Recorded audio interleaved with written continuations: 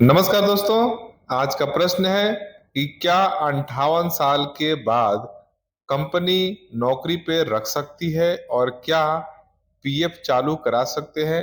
यानी इनका जो कन्फ्यूजन है ये सोच रहे हैं कि जब ये 58 साल के उम्र में कहीं कंपनी पे नौकरी कर रहे हैं या नया नौकरी ज्वाइन कर रहे हैं, तो 58 के बाद क्या पीएफ चालू करवा सकते हैं?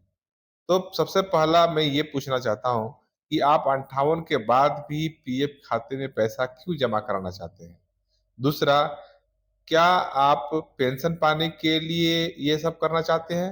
यदि हाँ, यदि आप पेंशन पाने के उद्देश्य से अगर आप पीएफ में पैसा कंट्रीब्यूशन कराने के सोच रहे हैं, तो ऐसा मानिए कि अगर 58 आपका हो गया है, तो 58 के बाद कंपनी आपको नौकरी पे तो रख सकती है।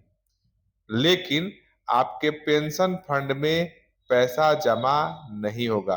कंपनी आपके पीएफ में भी पैसा जमा कर सकती है। अगर आपका पहले से पीएफ अकाउंट खुला हुआ है किसी दूसरे कंपनी में, तो आपका इसमें पीएफ खाते में पैसा कंट्रीब्यूट कर सकती है, लेकिन पेंशन वाले फंड में आपका पैसा नहीं जमा होगा। अगर कोई कंपनी गलती से जमा करती है, तो आपको वो पैसा नहीं मिलने वाला है, क्योंकि 58 के बाद पेंशन फंड में जमा किया गया पैसा का कोई बेनिफिट नहीं मिलता है।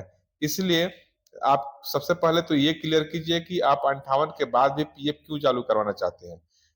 क्योंकि अगर आप पैसा सेविंग के पर्पज से करना चाहते हैं, तो सेविंग के और भी बहुत से तरीके हैं। फिक्स डिपॉजिट में करेंगे तो थोड़ा कम इंटरेस्ट मिलेगा, लेकिन आपके हर जरूरत पे आपको पैसा वो काम आ सकता है।